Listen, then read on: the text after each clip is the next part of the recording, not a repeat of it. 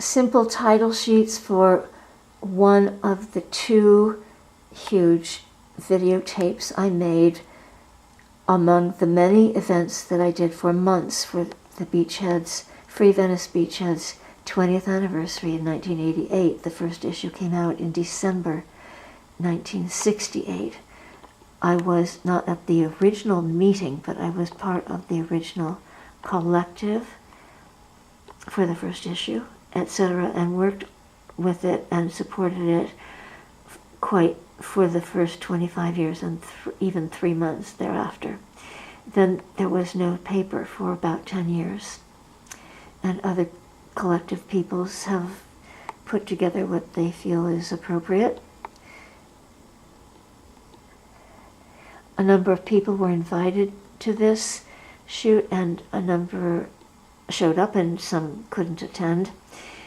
The second part of the tape is footage I shot of the oceanfront walk, the Venice Canals, and the Venice Peninsula. Janice? You ought to be getting some of this right now. Well, let's begin. You ready? This is Maryjane. We're in Rick's backyard here at 2819 Strong's Drive. This is the first of 2 tapes on the Beachhead Collectives and the Free Venice Beachhead newspaper, which is now 20 years old. It started in 1968 with its first issues being published in December of 1968. We're looking forward to a major celebratory issue in December of 1988. There are several on each of these panels. Today we have some people. Today is October 2nd, 1988, and the second tape will be shot on October 9th, Sunday, 1988. The Beachhead papers had collectives of people that have met by willpower over 20 years. The collectives are not a set group of people. They change from week to week, besides month to month, and definitely year to year. They meet 3 weeks out of every month, usually, to put together a paper and edit it for no money. Nobody owns the paper. There's no nonprofit corporation. There's no private corporation. There's no office. They meet in different backyards. They meet in different offices around town. I would now like to introduce the people that are here today.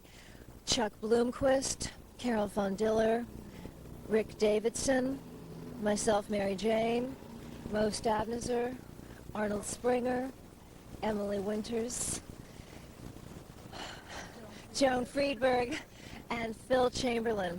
There are a few people absent from today's shoot. Arlene Hendler, Steve Clare, and Brenda Harney. I'm now going to pass, and John Haig. She'll be the next time. John Haig is absent. He may show up. I'm now going to pass the microphone carefully over to Chuck Bloomquist to have his thoughts and reflections over the questions at hand for 20 years.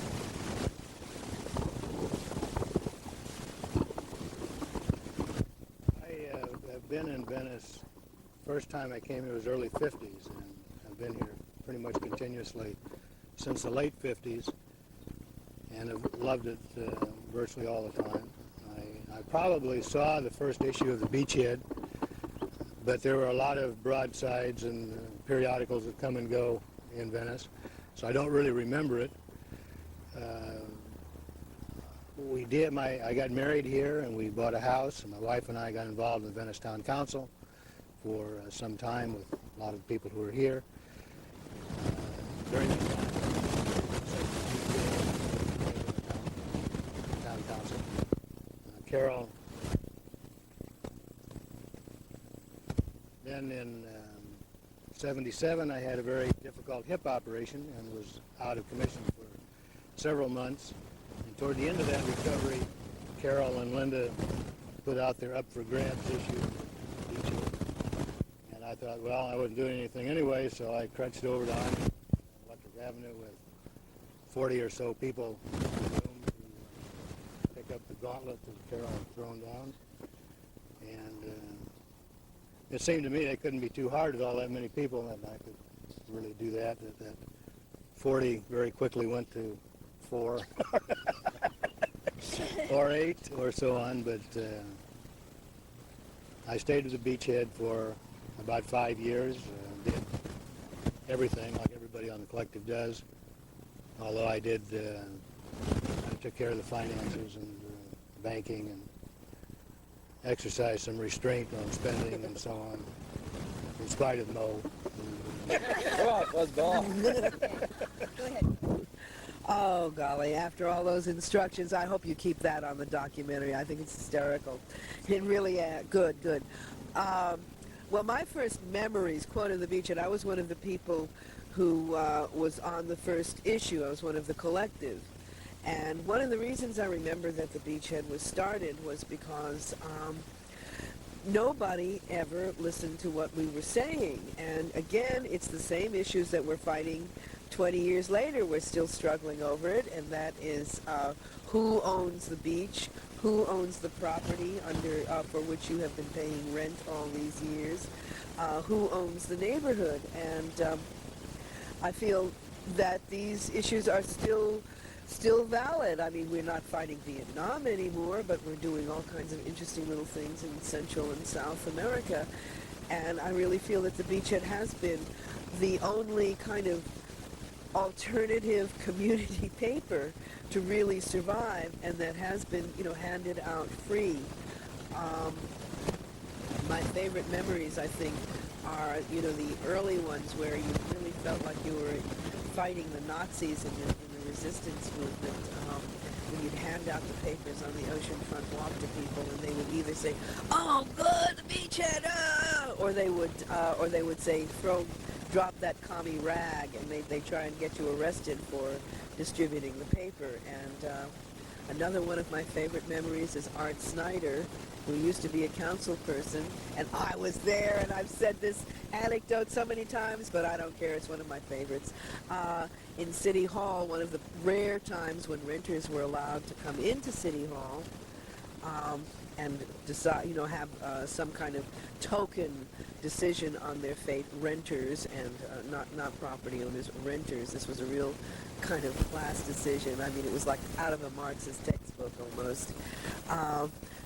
Art Snyder, when he saw the paper, which at that time was really used as an organizing and galvanizing tool, he would hold up the paper and he would say, "This paper is not financed by people in Los Angeles or in the state or in the country. It is financed by Moscow gold," and this is true. He said it, and he was waving this little skimpy 8-page paper, above his head. And John Haig was standing right next to me, and he bellowed out, "The shipment's late, Art!" And we were very unruly, and but we really did get, we got attention, and it wasn't the negative, because we gave them the impression that we were powerful in some way. We did earn some kind of grudging respect, which didn't mean that we got a damn thing what we wanted done, but we tried. And the Beachhead is gone. Go ahead. Yeah, I was part of that first collective, and in those days particularly, you couldn't separate the Beachhead from Free Venice, from Peace and Freedom. In creating Peace and Freedom Party and then Free Venice, we had to reach the people, and there was a number of discussions of how best to do that. And like Phil was saying earlier, we're all long-winded, and you couldn't get a leaflet big enough to get everything we wanted to say. There was some talk coming out of the Free Press people about a radio offshore, and that was too expensive, of course. Beyond Baroque had just come out with their first issue, and that was too expensive also. So prior to the Beachhead, there were a couple little almost Xerox-type copies of The Human Eye, produced pretty much along the ocean front, and a few of us were participating in that. And it was pretty wild the way it was put together. But then it naturally, at our meetings at that time, Peace and Freedom and Free Venice met at 1727 West Washington Boulevard, and it was every Wednesday night. And we started discussing about the need of a community newspaper and how we would do it and what it would be done and that sort of thing. And Jay Jamison at that time, who was called the Bubble Man for blowing bubbles all over the beach, threw his keys into the circle and said, "Well, I put my name in the hat for being editor." we quickly realized that we didn't want any editors, and so out of that came the decision that it be a collective process. And everyone that participated in it would make the decisions. And that included not just writers and artists and people that laid out, but people like Anna Haig particularly, who just distributed. We discussed whether it would be free or charge something for it. And Anna particularly said that her great thrill was to go down the ocean front walk and hand out the beachhead, and that the discussion of whether it should be free or not continued. It would come up every few months, and then it would be put down, and we definitely wanted it free as indicated in the first editorial. As Carol indicated, it was very much the organ of the organizers. The Free Venice Organizing Committee was trying to both fight against the war in Vietnam, but fight against the wars within Venice. The developers, the speculators, the master plan that was being put at that time, the police. Like Carol's first article, Cop Outing, dealt with the police that was happening. So I think that one of the differences between then and now is that as it went through different collectives, it started moving away from the organizers in the community that were trying to develop a perspective, a long-range goal, long range being sometimes only a week or two, but and both the groupings started going in different ways. The war in Vietnam by the early 70s had gotten outrageous. John Haig and Jane Gordon went community organizing around the country. Steve Clare, Elizabeth Elder went to Hawaii. I got involved with Vietnam vets, and we're taking a slideshow around the country talking about the bombing of North Vietnam. And at that time, it started becoming a different collective. And then, as was indicated, the different collectives went through their own processes. I don't know that we could have changed it any other way. I think that whether someone's talking about the beachhead, you really can't separate it from what's going on in the community, because it's really an output of the community. Even though a few people may do it, it's really a spirit of the community. And so when it goes down, it's just indicative that there's a spirit in the community has gone down. When it's up, then the community's up. Did you want to open the paper now to show that? Oh, yes, here's Go the ahead. first issue, which was green to go along with the Free Venice green. Peace and Freedom, Free Venice had a button. This was Bill Olive, which was the artist and did the masthead. And I guess you can get a close-up of it probably later. Thanks, Rick. I was not an original founder of the Beachhead, but I was, I guess, an original supporter. I remember Rick and John and Marge, I think, too, and other people coming to me. I had joined Free Venice and Peace and Freedom in 1967, and the newspaper seemed, as Carol said, much a galvanizing instrument, besides an instrument of expression for the community. It prints things that are poorly written, that are well written, that are written in a sense of freedom and written in a sense of bigotry, but it prints things that come out of the community that you can't find in any other publication from around the nation, around the world, but most of it comes right out of our community. I find it enjoyable. I look forward to it every month. I wish it were distributed more now. It used to be distributed a bit more, quite a bit more. When it first came out, there was a little bit more of a grouping of collective people that would distribute it, and places that would accept it for it to be stored for its distribution, different liquor stores, different grocery stores, the Fox Venice Theater, which is now closed, etc., and for which was the home of the office for the Beachhead for a number of years until very recently, this year in fact, when the Fox Venice upstairs, where the offices where the entire Fox Venice was sold, and I'm not sure of the destination of that building at this time, but it's up for development. Okay, I'm now going to pass this to Moe Stavnezer. I don't remember when I saw the first Beachhead. my entrance into Venice was, it seemed to me like I went from being a student to a community activist in a week. And I just was overwhelmed by the place, the activity that was going on here, and all the people who were doing things, and all the different politics that were happening. And I got entranced with it. The Beachhead certainly was one of the things that got me. And I remember being afraid to write for the Beachhead for quite a while. It was all so imposing. Everybody else seemed to be, you know, part of the thing, and they were the people who knew the community and stuff. So it felt like it took a while for a newcomer to be able to break in a little bit.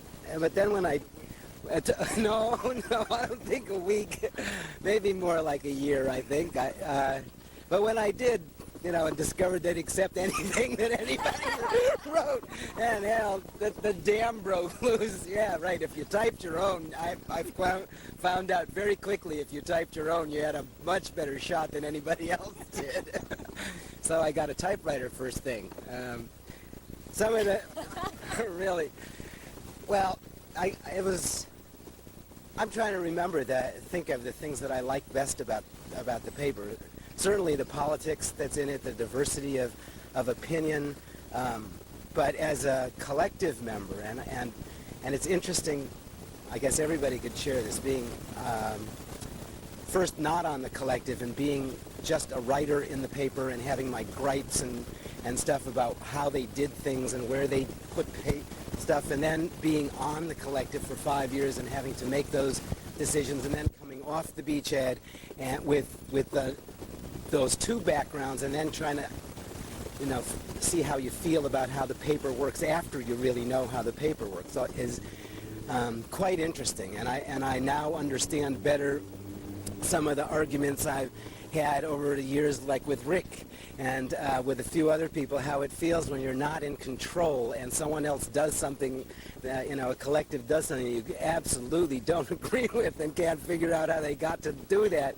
You know, you want to go beat them over the head or something or other. Anyway, it's all told, I've had people come and do that to me, and now it's interesting to feel that feeling and try to say, well, wait a minute, you can't do that. You know, there is a process. At least I understand that. Some of my favorite stuff about the Beachhead from being on it has been, the process has been just amazing. I never worked in a collective process before, and the learning to do the great many different things and the creativity that you're allowed to express in the paper, I'd really never had that opportunity to do that before. And that was fun. You know, no matter whether I'm the greatest artist or the paste-up person in the world, doesn't make any difference. You get a chance to put it together and see how it comes out. The one thing about working on the Beachhead compared to, for instance, strictly political stuff is there's an actual product every month. You know, you don't have to wait for 50 years for the thing you're working on to happen. It comes out for better or worse, and that's very rewarding. For a while, I think like everyone, we all wonder who reads the Beachhead. You know, does it go into the big black hole out there? Well, when I started working at the drugstore, I started getting a very good idea. The paper went every month, 2 or 3 bundles of it go all the time. You would be astonished at the people who come in and pick up the paper. And I'm constantly amazed by people who, like, have come in the store after I've been working there for 5 years and sort of say, "Are you Moe?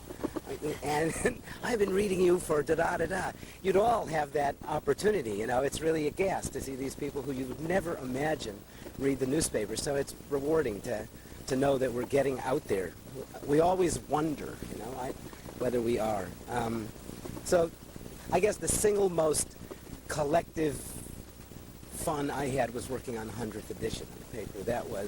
That was really great cooperation and chaos and typical Beachhead, but it came out just great, and I really like that issue. Looking forward to the 20th being, maybe, I hope it'll be as good.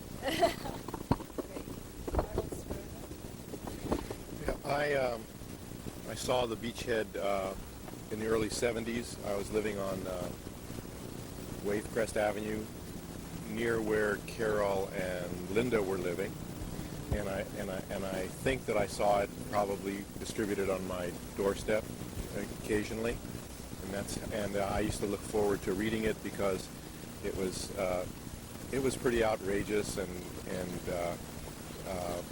I thought it was radical, and I learned a little bit about the Peace and Freedom Party and the Free Venice Organizing Committee. That was in the very late 60s and early 70s, and I was in graduate school at UCLA, and finishing my work in history, and also I was starting to teach at Long Beach, and so I didn't have very much time to do anything in terms of community politics. I joined Peace and Freedom Party, and I was sympathetic to what I was reading about in Beachhead, and also sympathetic to what I thought was happening from reading the newspaper articles about the struggles that were going on in Venice over housing and police brutality and counterculture and stuff. I got involved in the Beachhead I think in 77. The collective seemed to be dwindling down, and there were periodic calls for help, and I remember going over to Linda's house, and there was Carol there, and Linda, I don't know if Joan was there, and Sue, and everybody, there were these boxes all over, milk cartons with all kinds of different things, and there was this rug with a lot of cat hair on it, and then there were these, and they were pasting up, and I looked around in dismay, and I didn't find that very appetizing environment to work in. But so as I was coming out of this ivory tower situation, so I just stayed there and watched, and it was fun, and I participated, and then somewhere around June or July, I guess, Carol and Linda and maybe Joan told me, well, this is it, we're quitting, and I had just started, so I remember we had this real big up for grabs party over on Cabrillo, and there were just a lot of people there, and we agreed that we'd meet over at my place, which is on Electric, the next time, and there was a huge bunch of people there, and so I was on that. I started with that collective with Carol and Linda. I don't know which collective that was, and then we started a whole new bunch of people. And like Chuck said, there were like 40 people, and then 20 people, and then 10 people. But we had a pretty good group for a long time, and I stayed on that collective working pretty actively. Just I don't know, also for about 5 or 6 years, I guess. You have to go back and check the staff box to see when everybody gets off of that thing. And it was up during that time. I think it was always at my house upstairs, and it was quite fascinating and interesting. It was a lot of work. What I liked about it was the camaraderie.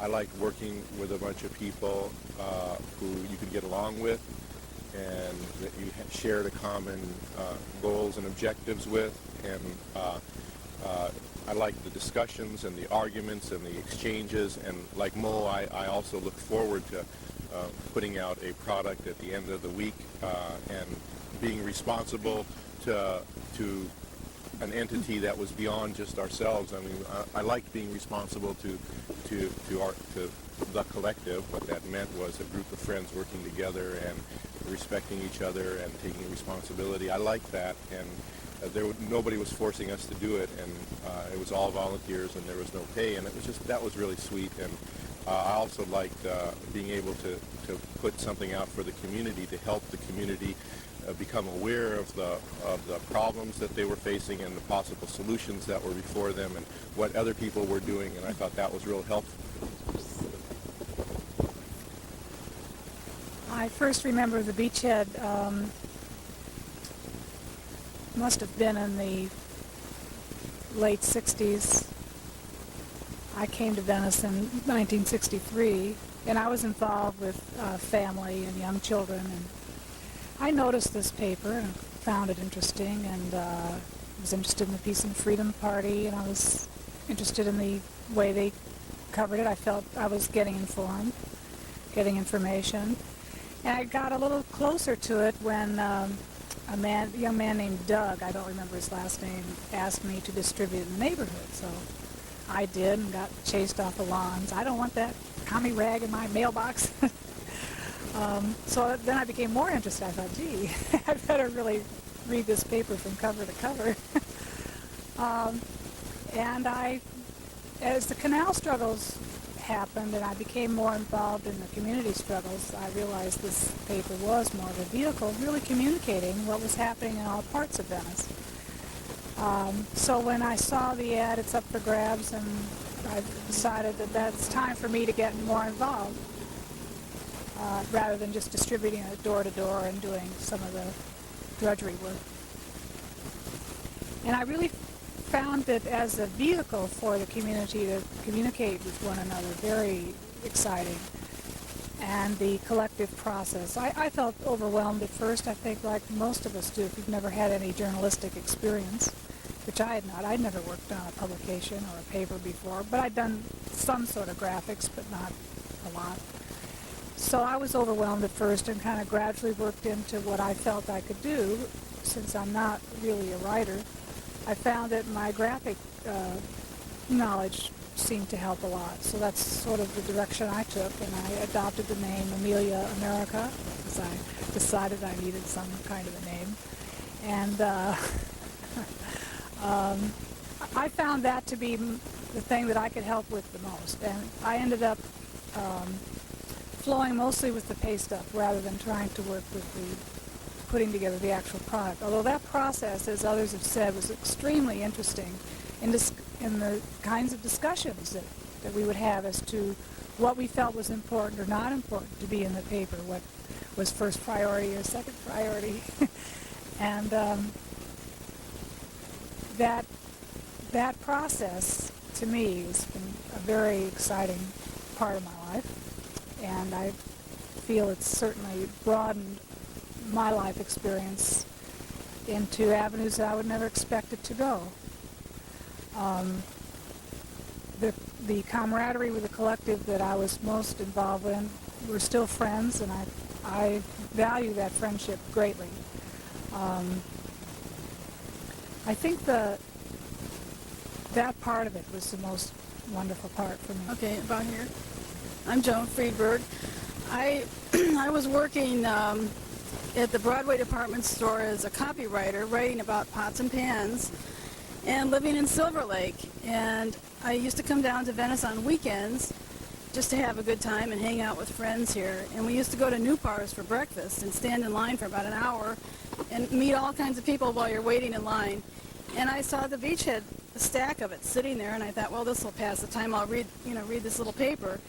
I read everything, I pick up papers all over the place. And I started reading, and it was hysterical. I cracked up, probably reading some of Carol's stuff, because her writing was always really amusing, insightful, but also very funny. And it was also, it had integrity, which you don't see anywhere. I'd never seen anything like it anywhere. And I thought, this is a fantastic little paper. It looked terrible, but it was cute. But it wasn't professional looking, but that's what part of its charm. And so I became kind of a fan of reading the paper for a long time. And then eventually I moved to Venice. And at that time, I was no longer writing about pots and pans, and I wanted to become a writer. I really wanted to write about something more significant, and I decided that I'd write for the Beachhead, and that it might be fun to get involved. So I got involved in the collective with Carol and Linda, Sue Scott, who was a friend of mine, and we came at the same time. And John Haig was involved then, and a bunch of other people. It was a fairly active, large collective at that time. And but I had a certain amount of political naivete, I would say, at that time. My first article was about how all the animal shelters end up killing the dogs, which I thought was a terrible atrocity, which it is, but that was kind of where I was at politically. And anyway, I was involved for about a year and then became involved in other things and dropped out for a while. And the new collective started, was up for grabs, and then the new collective started, and I decided I really didn't want to become entrenched in something like that. You know, it just was, I felt time consuming and not the direction I wanted to go as far as time on the weekends, and but I still wanted to write for it. And so I remember I submitted an article through the mail, and it ran and nobody tampered with it or anything, unlike any other paper in town or anywhere else. And I thought that was pretty neat, that the new collective was just like the old collective, that it was still keeping the integrity of the concept of the paper together. So the second time I wrote an article, I decided I'd drop it off just so I could, you know, meet the people and everything. And I was hooked after that. I started working on that collective, and I guess for about 5 years. And that was a lot of fun, really more fun than I've ever had in terms of intellectual fun, being involved with a group of people who were stimulating, nobody who would, if you're in a world, of the real world, where a lot of people never say what they think and are yes men type, that type of a corporate environment, to be around people who are all candid, all have opinions, all really interesting intellectual type people. That's kind of what the Beachhead was about, and it was a lot of fun. It was really exciting, and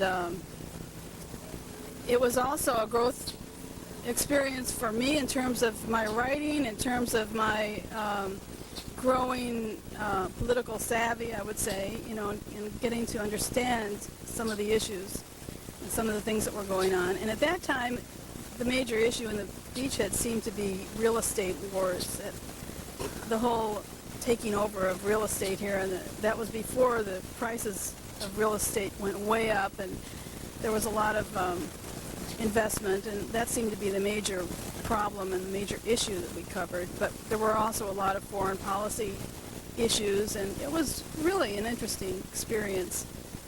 And I think that one of my favorite memories is also Jerry Goldstein coming in with his, you know, he'd say, oh, by the way, I brought a few photos, and then he'd empty this huge duffel bag on the bed, and it was hundreds of photographs.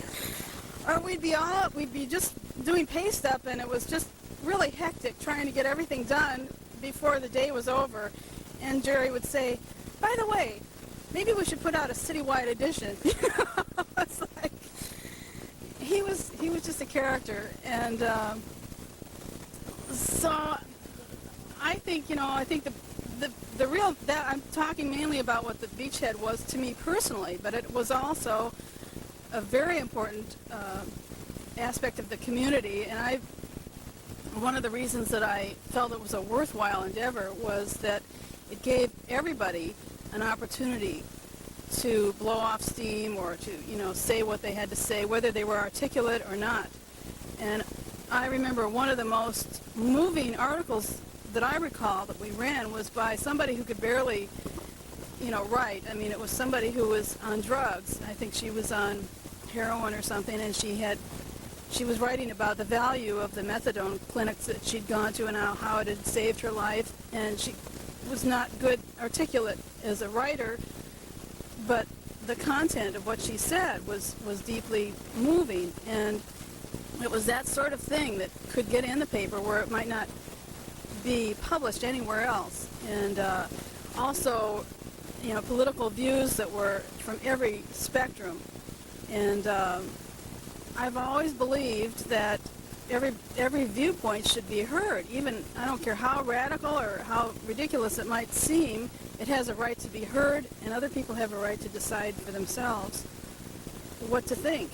And that's the main importance of the Beachhead, that it allowed that to happen.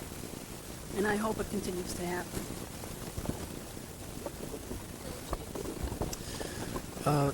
Right, I'm Phil Chamberlain. I'd like to tell a little anecdote about how the Beachhead got its name. The word was out amongst those of us who were pulling the Beachhead together that it was time to figure out a name. Naturally, I had conceived the best name possible, and that was the Venice voice. That was just so obvious that it seemed to me going to the meeting was a mere formality. However, unbeknownst to me, elements were at work of a nemesistic nature, you might say, in the form of the logo that Rick flashed a while ago. He says Bill Oliver designed it. It seems to me Bill Oliver designed the colored logo. In any case, the black solid block with the curved letters logo is brought in by John Haig, and there was the visual object of how it should look. The whole consciousness was seduced over to this idea of the Venice Beachhead, and so there you have that. The Free Venice Beachhead had been circulated for years for free. I mean, and never any other way. However, once when I was distributing Beachheads, somebody came up to me and said, "Well, how much for the Free Venice Beachhead?" Well, you know, I did my PR stance, and I didn't say, "Well, you know, don't be stupid. It's free." I said, "Well, it's free." But that struck me that even though it's called Free Venice Beachhead, people don't know it's free. So I went to the then functioning collective and said, "Look, it needs to say right here, free."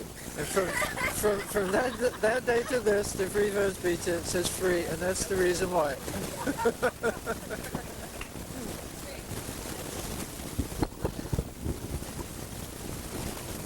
Well, what a delight.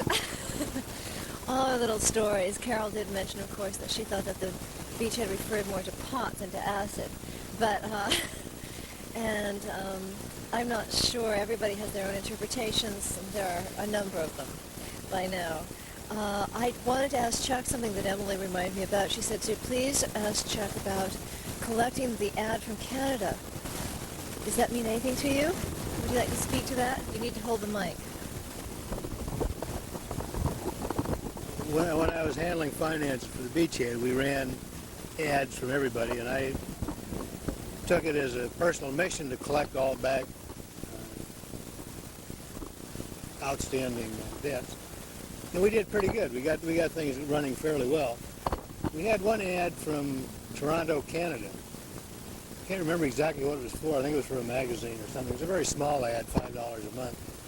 But the guy hadn't paid for a long time, and he didn't respond to my letters. And it turned out I had to go to a conference in Toronto for Society for the Future. So I went to Toronto, went to my conference, and I managed to find the weenie in the phone book and found out where his office was at. Yeah. Went up and pounded on his door. He was a little surprised to see me. And furthermore, he begged for some more time to pay. And did he get it? I never did get any money, but we stopped running his ad anyway. I threw a scare at him. That's wonderful. Thank you. Here's Rick. Yeah, well, a couple of people have remarked about how it was distributed in the whole. I think Moe mentioned the black hole out there, and you never knew if anyone was reading it or not. And it reminded me of once we got a letter. In fact, it was our first, I think, letter to the editor, and this old scribbly hand must have been written by someone 150 years old, saying how wonderful the Beachhead was, and this and that. And so we were so thrilled. I mean, we finally got an editor, a letter to the editor, and someone out there was really reading our stuff. So we published the whole thing. I mean, it was just beautiful. And we cut out the signature that you could hardly read and pasted it down, so the reactions. About 5 years later, Bob Wells finally confessed that he wrote the letter. That's wonderful. Bob Wells. Right. You said Robbie. Okay. I wanted to ask a couple of general questions to be addressed by whomever here. How did the duties get divided up in whatever collectives you were on? And many of you were on many collectives. right? Rick and everybody here, Carol, Emily, Moe. There were various ongoing transitions of collectives for years. So how did the duties get divided up? How did that get decided as to who did what? What categories, what kind of categories were they divided up into? And what chores are accomplished kind of at each first, second, and third meeting? Because generally the pattern was to meet the last 3 Sundays of every month, although there were, I'm sure, some discrepancies with that. Any talk about that? Well, if you look at the first number of issues, I forget, 8, 9, or 10, they were only 4 pages, basically, maybe 8 pages. So they're relatively quick and easy to put together.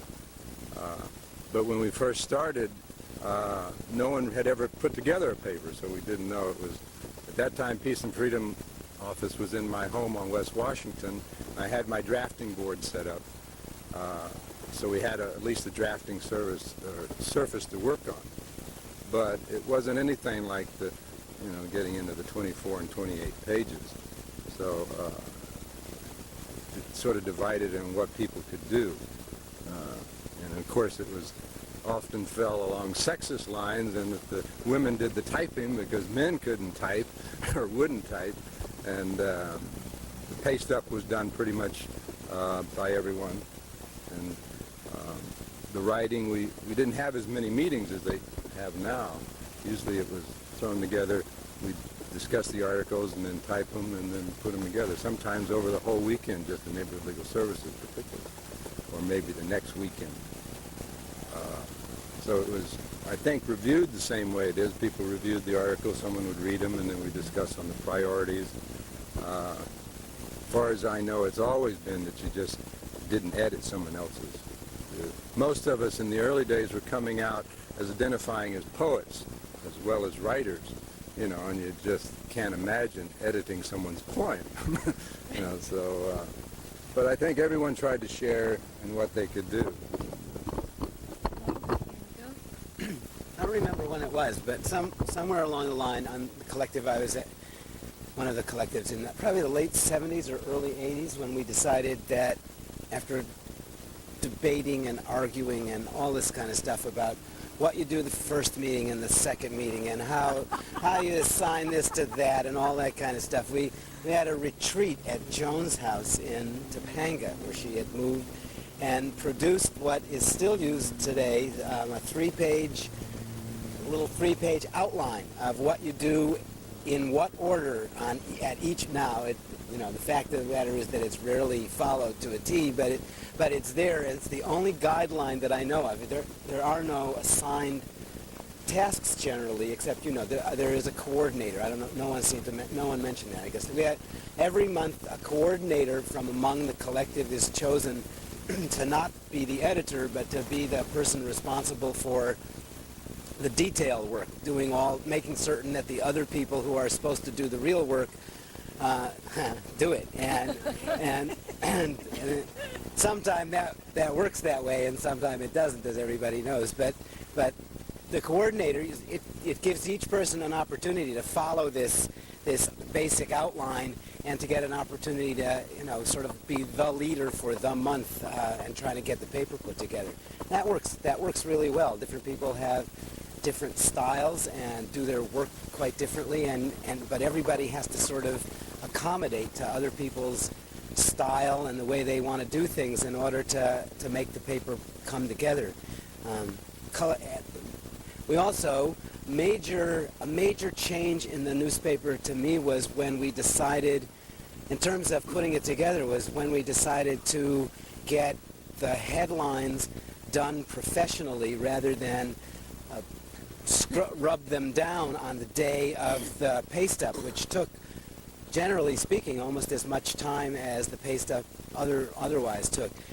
But that also, on the negative side, there's a lack of spontaneity and creativity that comes along with that. I can certainly remember, and Arnold especially, I did some outrageous headlines that never could be created with the kind of technique that we're using now, getting them typeset.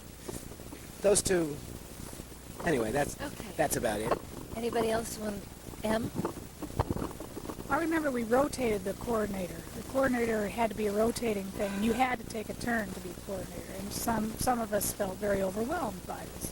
But we all tried to help those who were less confident and so forth.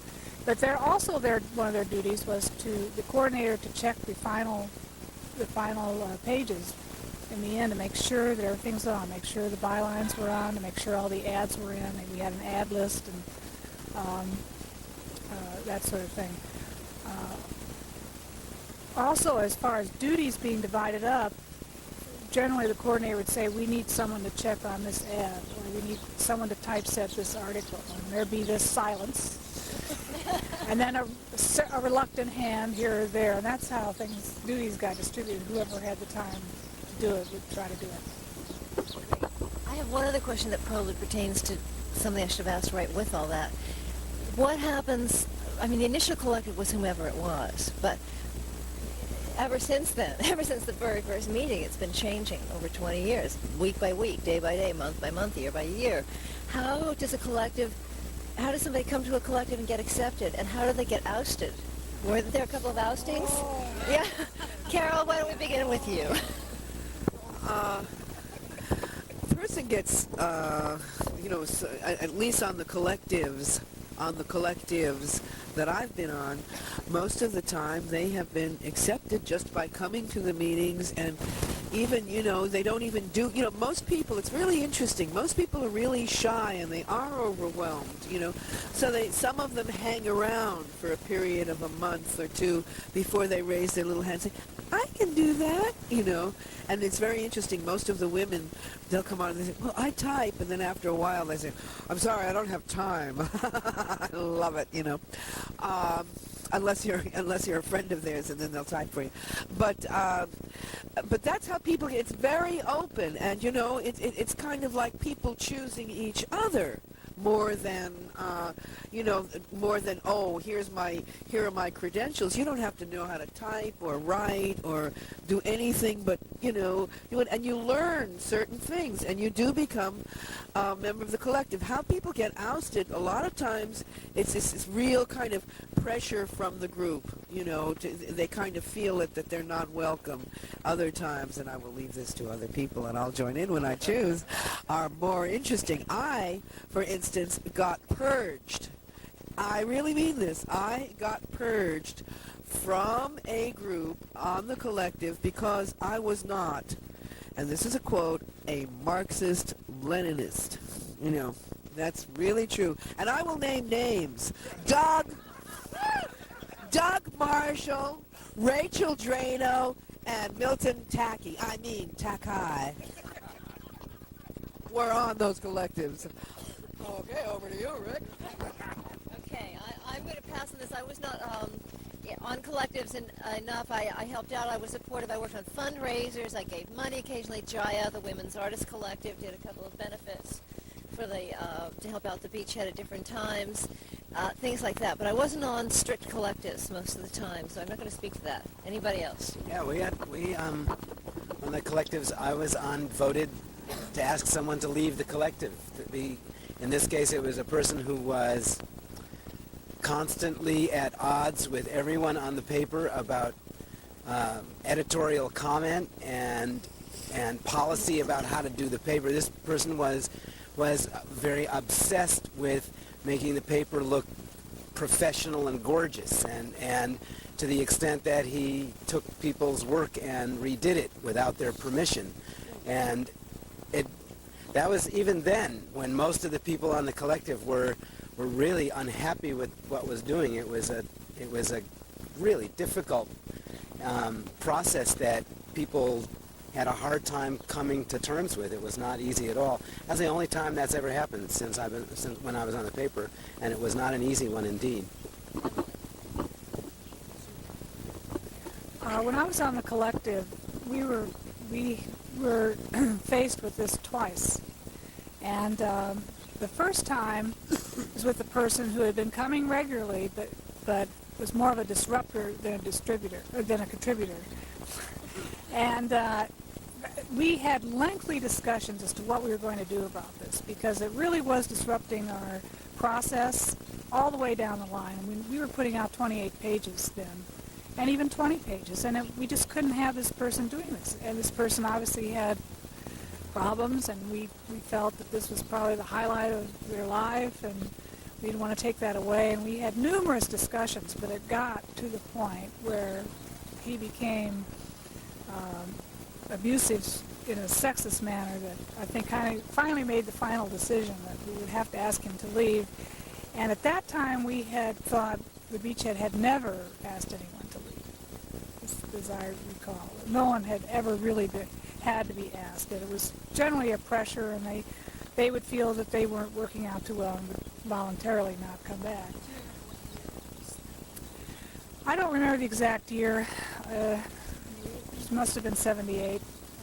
But it was a very difficult decision because we did not feel that the kind of collective we were, coming from the community, could do this. But it did become so disruptive. And then after that, we had another new person that was obviously mentally ill, and I took that duty, as I remember, and I called her and just said we couldn't handle it. It was very difficult. But I think, and we all felt badly. We didn't want to have to do it. No one wants to be in that Poster. I'd like to mention also that in conjunction, just for documentary purposes, we've had 3 recent poetry readings that were tremendously successful, I feel, in an artistic sense, if not in a great crowd sense at all times, and yet we had great crowds.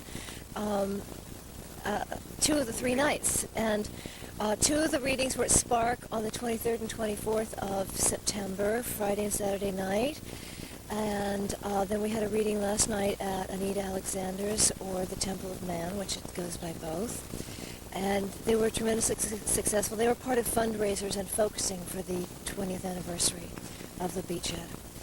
Let me see my questions. Well, I guess my only other question was how the stories were chosen, or the priorities for articles. I don't know if that needs to be addressed. I mean, it's pretty, I don't know how each collective, personal taste, says Carol. Collective personal taste. Whatever was important. Whatever, like issues, like importance for information for the commercial. Yeah, information, you know. Okay. I mean, at least on the collectives, we've always tried.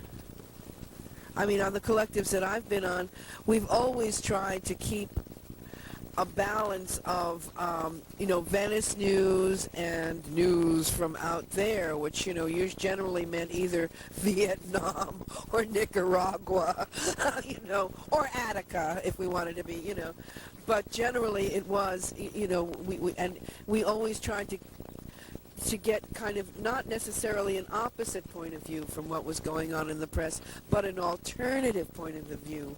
I've never felt opposite the New York Times or the LA Times. I felt an alternative to such a thing, because to them we didn't have any voice and we didn't speak. So to me, the most important thing was getting people from Venice that issue out, because in getting that issue out, you also got larger issues out. And of course, then you had to, you had to have a little poetry. You got to have poetry in every issue. And I really grieve when we, quote, don't have enough room for poetry or a graphic or something like that. So we got to have our bread and our roses,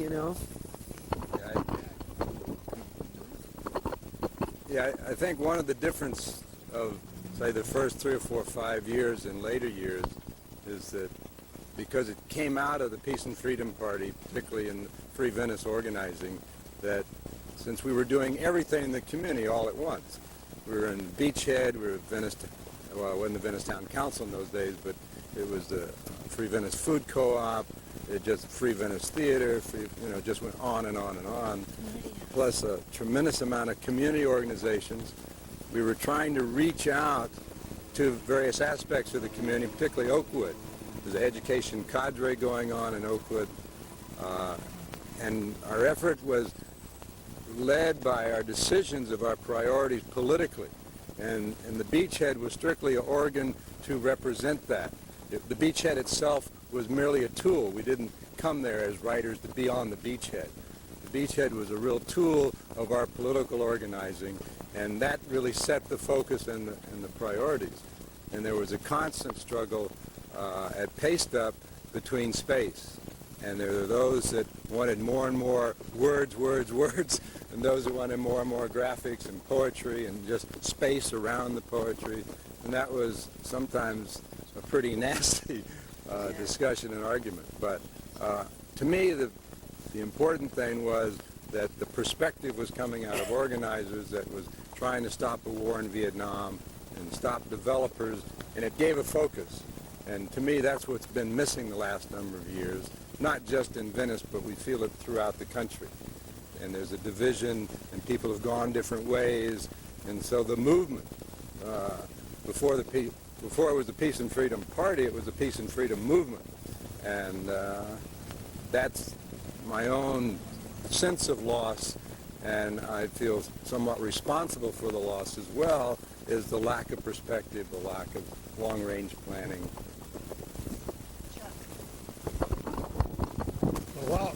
While I was on the collective, I don't think we ever rejected any locally written article ever.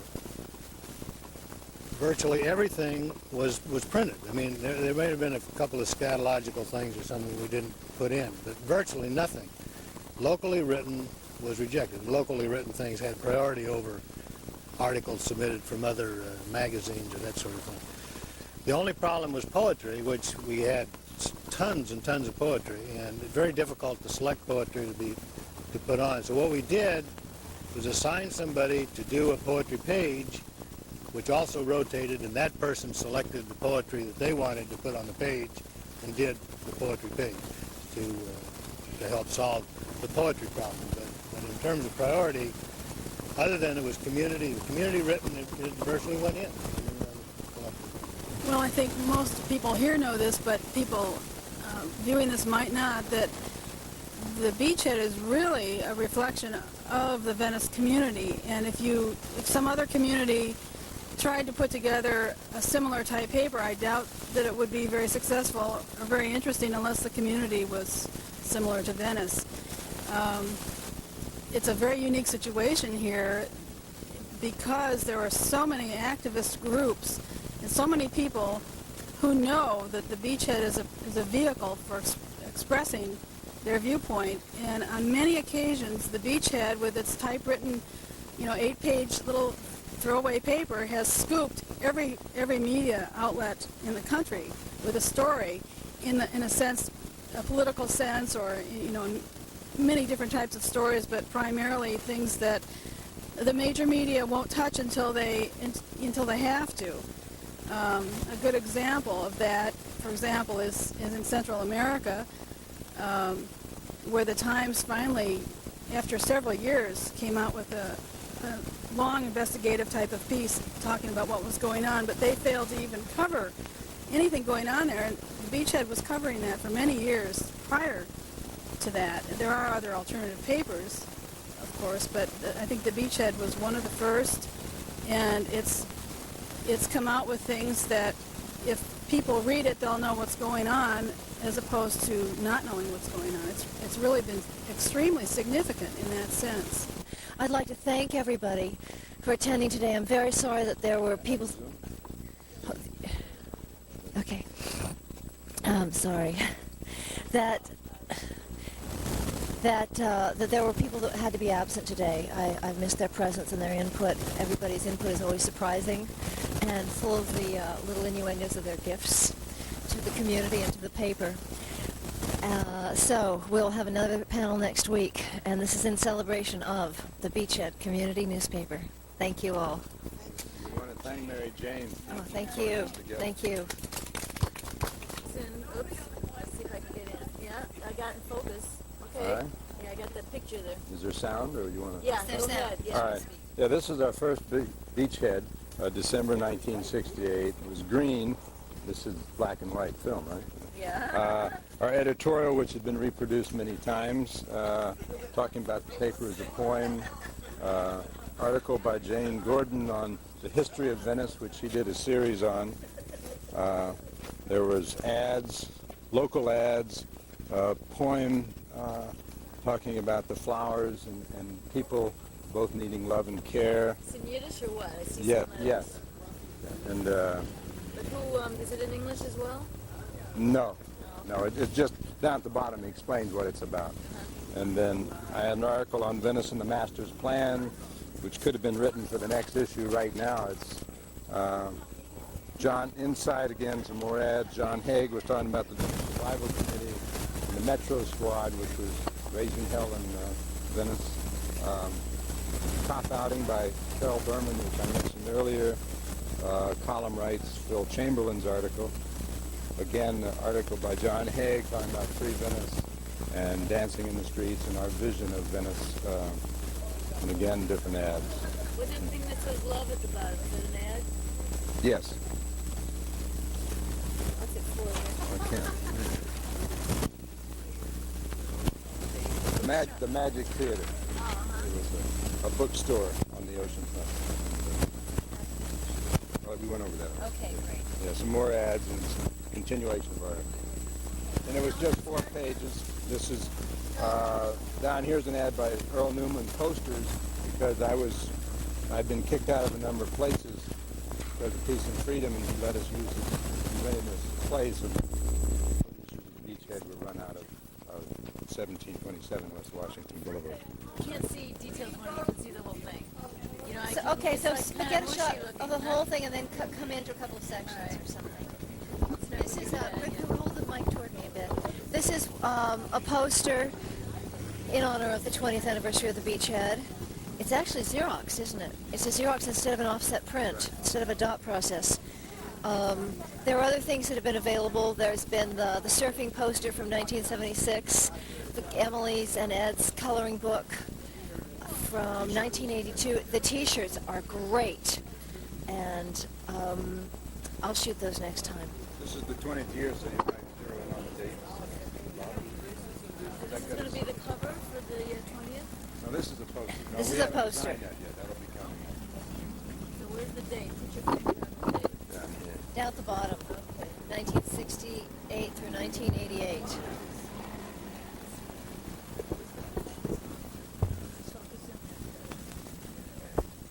And what does it say right over? This paper is a poem for the people. We decided not to sell it to some of you, but to give it to all of you. Yes, That's from the exactly. first editorial.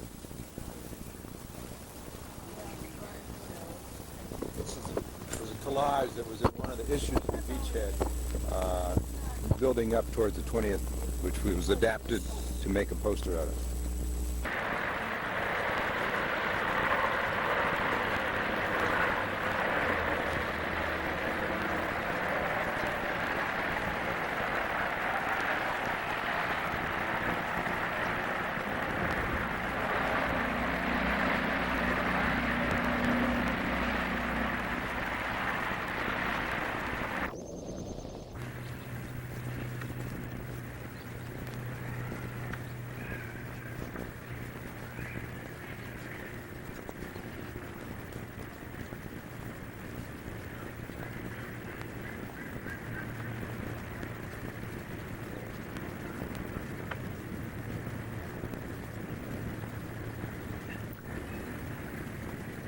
The Sherman Canal.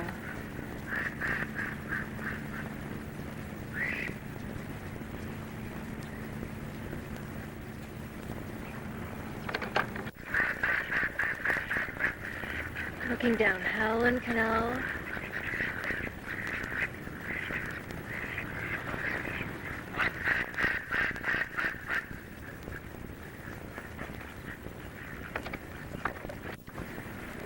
Looking north on the Grand Canal, toward Carroll, and the closest finger canal is Lenny.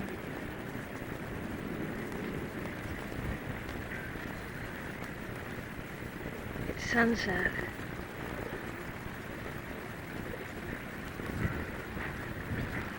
I think the date might be October 7th, 1988.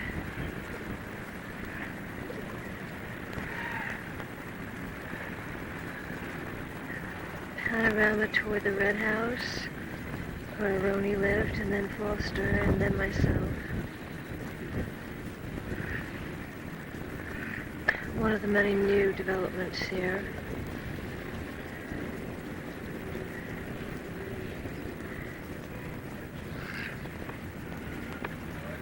There's Sabbath the dog.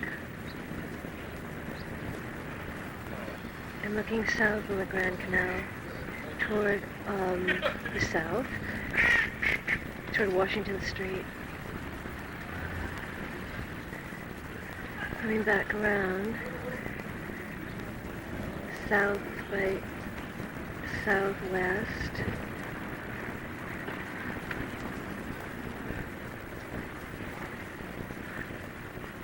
Up there's 25th Avenue, or Place Avenue, the walk street. There are 3 public accesses here. They're all about 10 feet wide.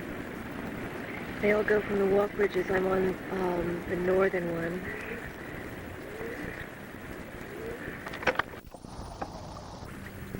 Looking down Lenny Canal, same day, same station at the canals.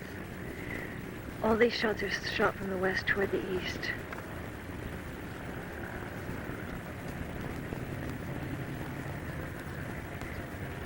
You can see some of the small cottages next to the big new buildings.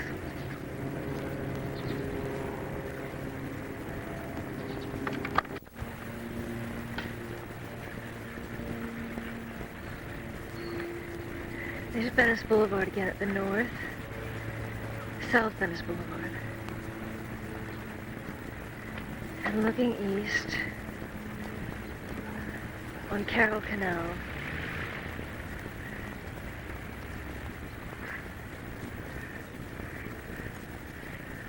The bridge here was not rebuilt fully by the city, nor was the one on Eastern Canal built in the same vein.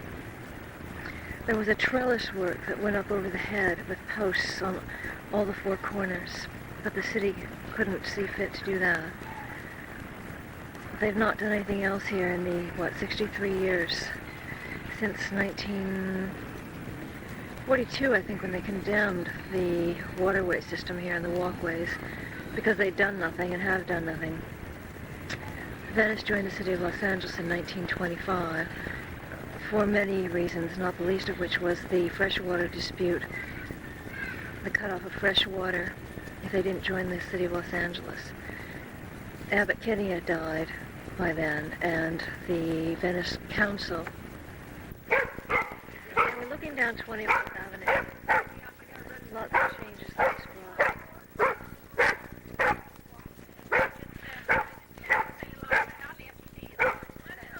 Go ahead. I'm just shooting for the Beachhead. Oh. It's the 20th anniversary.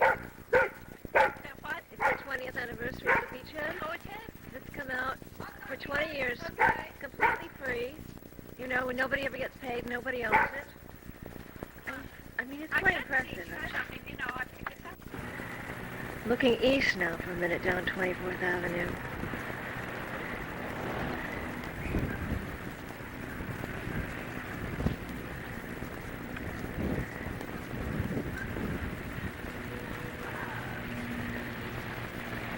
And coming to the shore. That's the big lifeguard house there, the lifeguard headquarters out on the sand.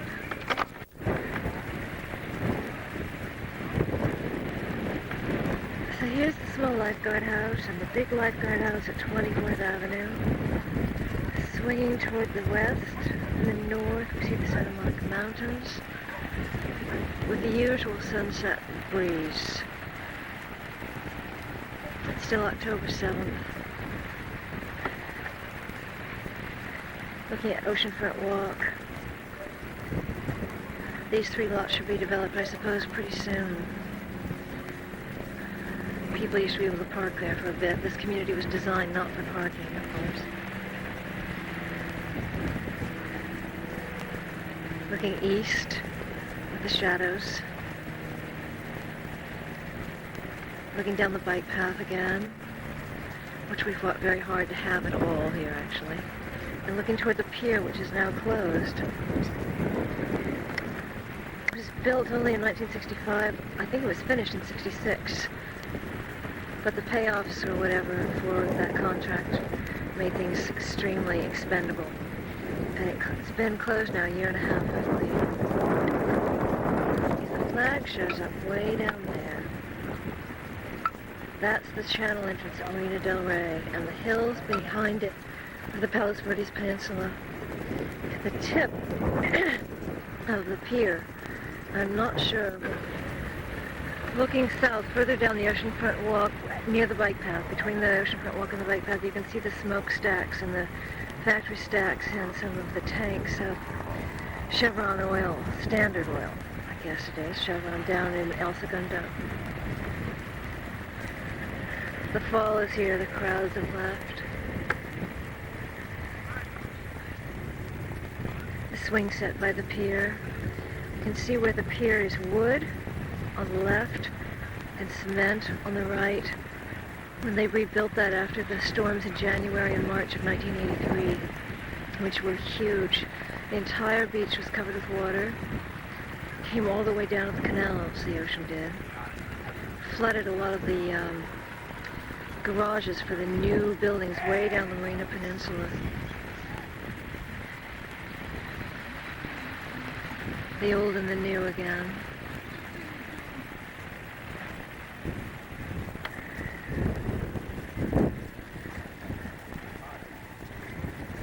And looking straight down 29th Avenue, I think. Yes, it is. Straight over Pacific is Rick's house at 2818 Pacific, where we started shooting and where we shot the documentaries for the Beachhead panel discussions. Swinging around, looking at some of the new things here. And coming in for a nice panorama of the Santa Monica Mountains at sunset, October 7th, 1988. Here we are at Pacific Avenue, on the way back to Rick's house. The little house, with that big house next, well, looks like it's next to it, but it's actually across Strong's Drive. Among the many poor architectural and illegal things that happened with that house, that penthouse stairwell was several feet higher, and after much ado with the Coastal Commission, it had to come down.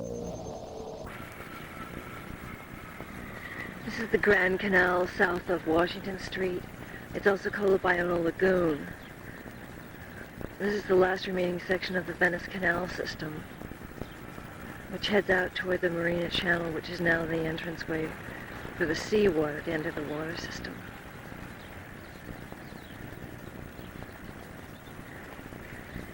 The homes here are quite new. This is called the Silver Strand area. We're looking east from Pacific Avenue.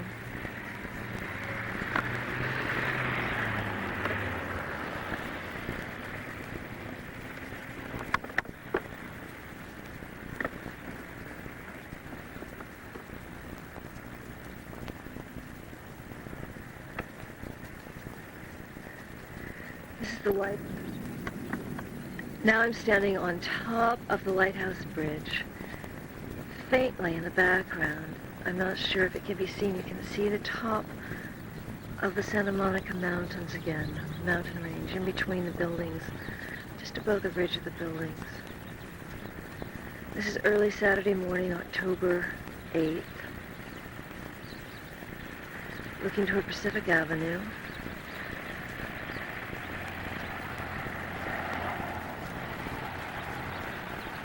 I'm looking out to sea here, right through Lighthouse Avenue way.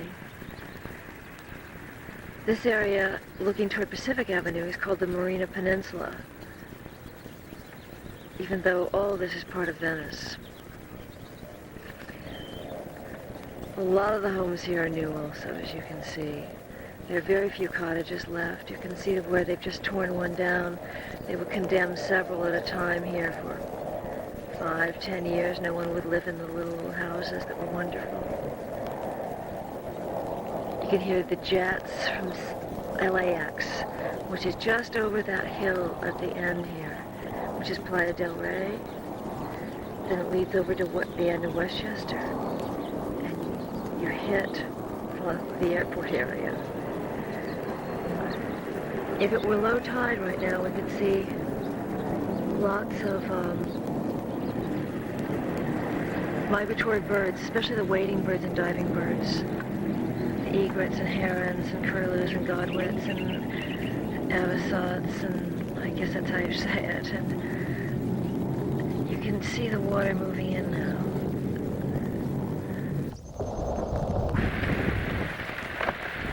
Here we are at sunset, October 8th.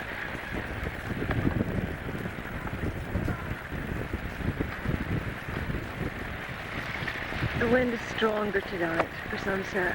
You can see the mountains a bit better. Looking north towards Santa Monica. Here we are at 24th Avenue, looking out at Catalina. It's still sunset time on the 8th, Saturday night. It's about 6 o'clock. It's still daylight savings time. It won't change until the last Sunday in October.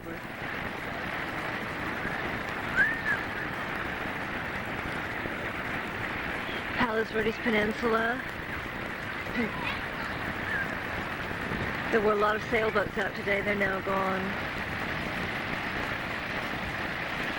The buoy out there at 24th Avenue. The sea has actually been quite calm now for days and days and days.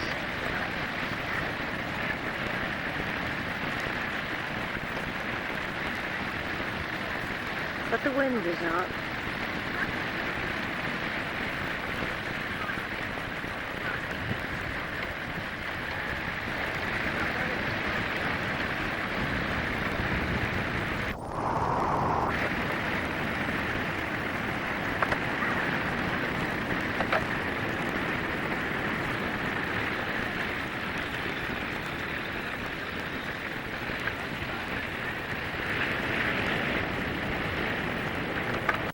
More than many airplanes, more than many birds, the seagulls at sunset.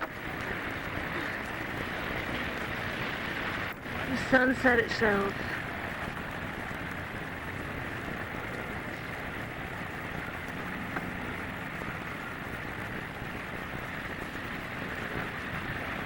On its way to China.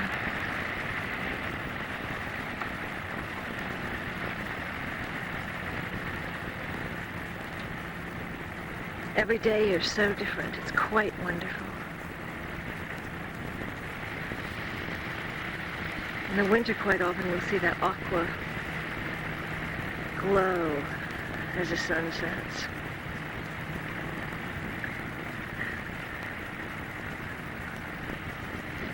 There used to be 16 miles of canal area in Venice, at least.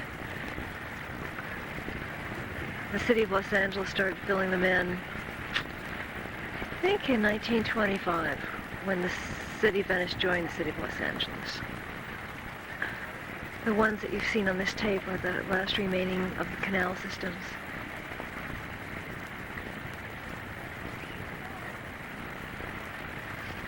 And the Venice Canals are now a national and state cultural and historical monument. The canal system north of Washington Street is also now designated as a Los Angeles City cultural and historical monument. But the city did not designate.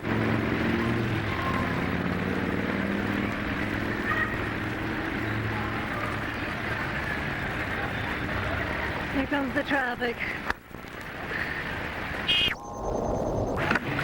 It is, of course, Sunday. And a lot is filling up.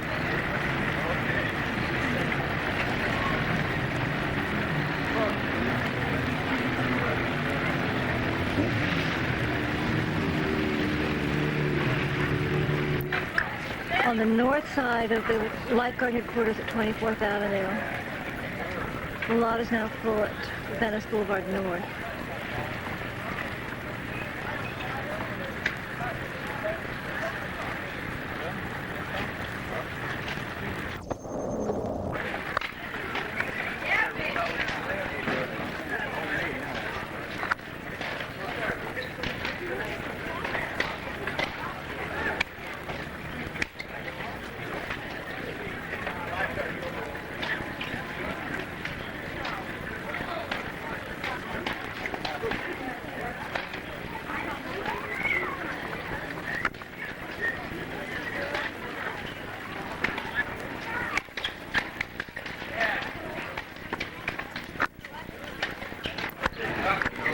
is now under reconstruction. Right ahead used to be the basketball pickup courts and the children's playground. You can see the building. It's finally been repainted after 25 years. I'm swinging around now and coming to Venice Beach at Myrtle Beach.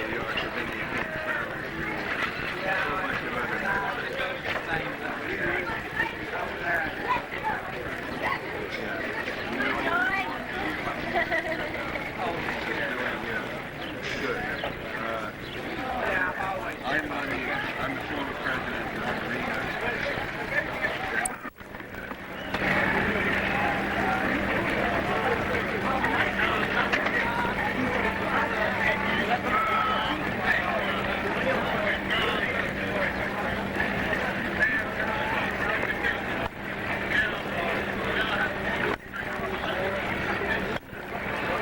So here we are at Windward Avenue. This is where the water used to come in down to the Circle in Venice, which is really only 2 short blocks away, actually a block and a half, to the east. Where it says books up there, in front of that is the Sidewalk Cafe, and Bob and Mary Goodfader own a lot of property here, including the Sidewalk Cafe and the bookstore.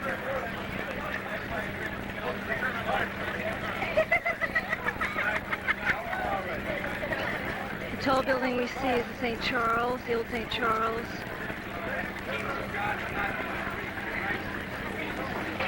And above, underneath where it says Loon, meaning saloon, is the Townhouse Bar, owned by Frank and Annie Bennett for 35 years and under political distress right now from other developers who wish, it seems, to garner their property. Not the least of which may be their neighbor here to the south.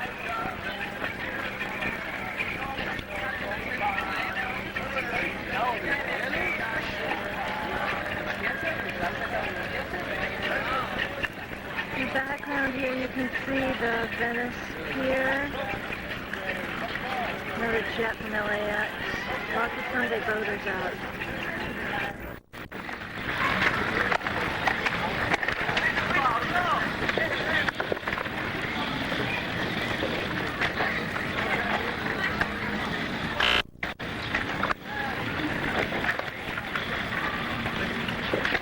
Looking at the mountains here, I'm in between the 2 kind of open rec areas where there's usually skating and bicycling.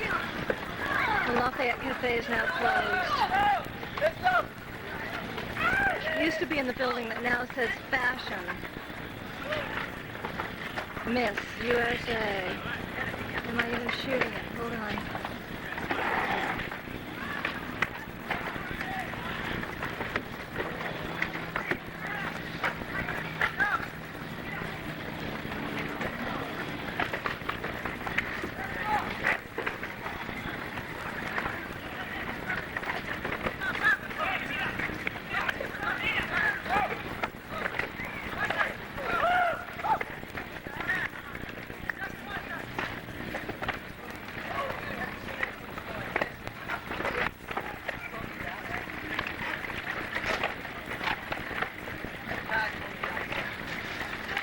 The Venice Beach Recreation Pavilion, which has been payoff, evidently, for cement contractors and has been a piss pot for pretty much 25 years, although several of us, including myself, attempted several different community arts events, programs, and performing arts events here for years. This path now behind this skateboard buildup, the guys are adjusting, leads down to the beach. Behind that wall is one of the large oil wells here in Venice that still remain from, what, 1920s, 1930s. More than exist on the peninsula, not too many.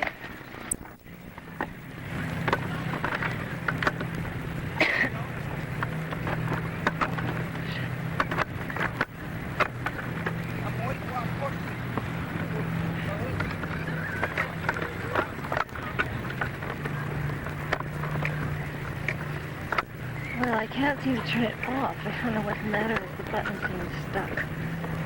Good grief. This is Venice North.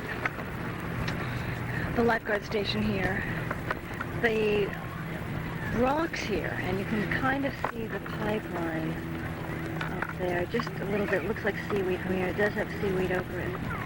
The pipeline used to let in water down windward to central Venice, where the boats turned around in the turnabout.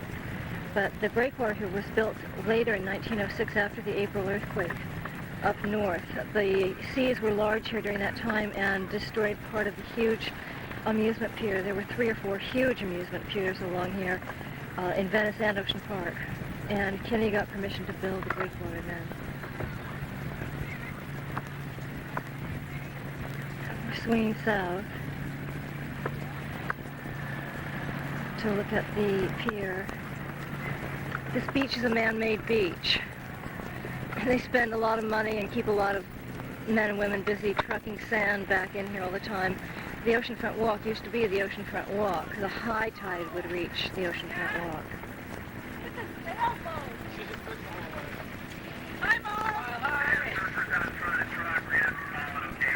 There's a lot of construction going on here, and this was all pretty recently repainted by the city, or county, both.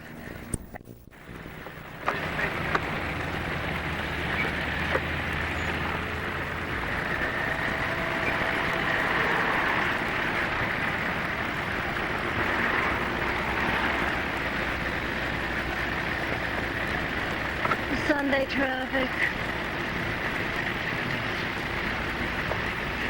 Right here, back at home.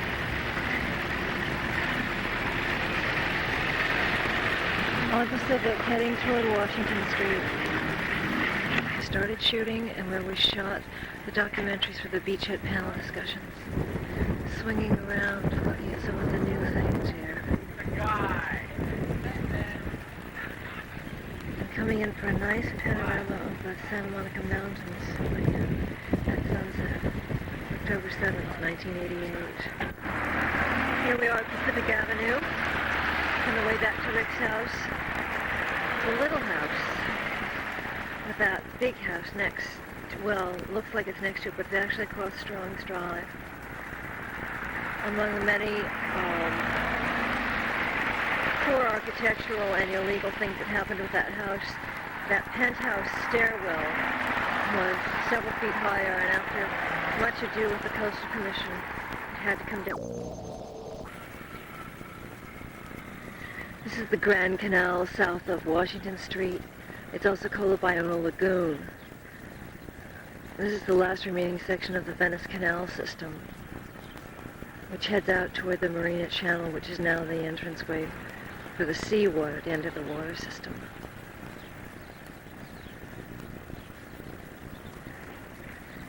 The homes here are quite new. This is called the Silver Strand area. We're looking east from Pacific Avenue.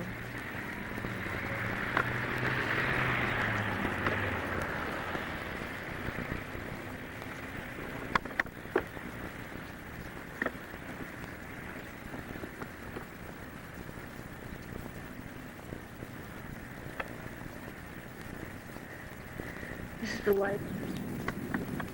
Now I'm standing on top of the lighthouse bridge. Faintly in the background, I'm not sure if it can be seen, you can see the top of the Santa Monica Mountains again, mountain range, in between the buildings, just above the ridge of the buildings. This is early Saturday morning, October 8th. Looking toward Pacific Avenue.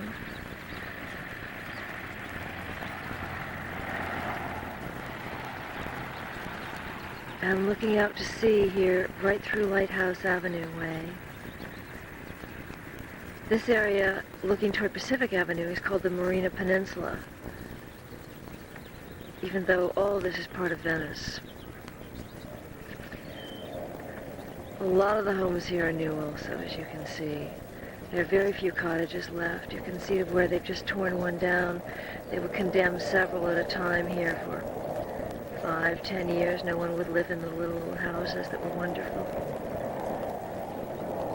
You can hear the jets from LAX, which is just over that hill at the end here, which is Playa del Rey. Then it leads over to the end of Westchester, and you hit plus the airport area. If it were low tide right now, we could see lots of migratory birds, especially the wading birds and diving birds. Egrets and herons and curlews and godwits and avocets, and I guess that's how you say it. And you can see the water moving in now.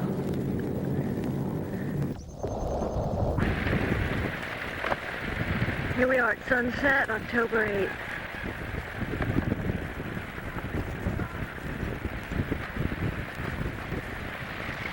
The wind is stronger tonight for sunset. You can see the mountains a bit better.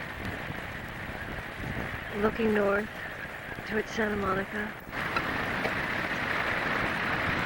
Here we are at 24th Avenue, looking out at Catalina.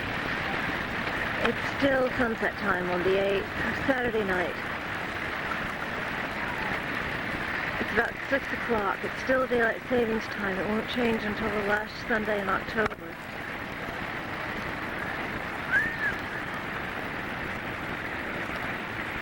Palos Verdes Peninsula.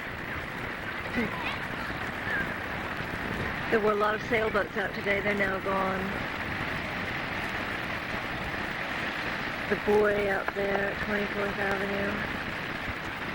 The sea has actually been quite calm now for days and days and days.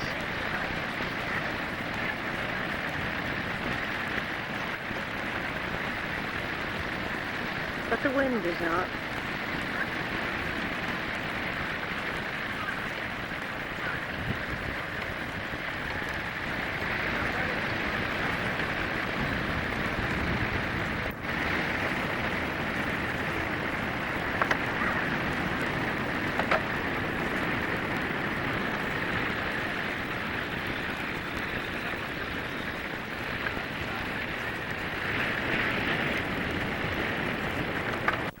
More than many airplanes, more than many birds, the seagulls at sunset. The sunset itself.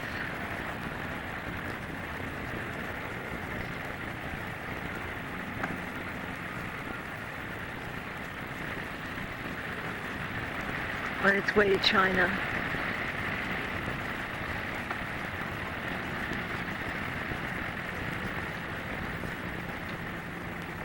Every day you're so different. It's quite wonderful. In the winter, quite often we'll see that aqua glow.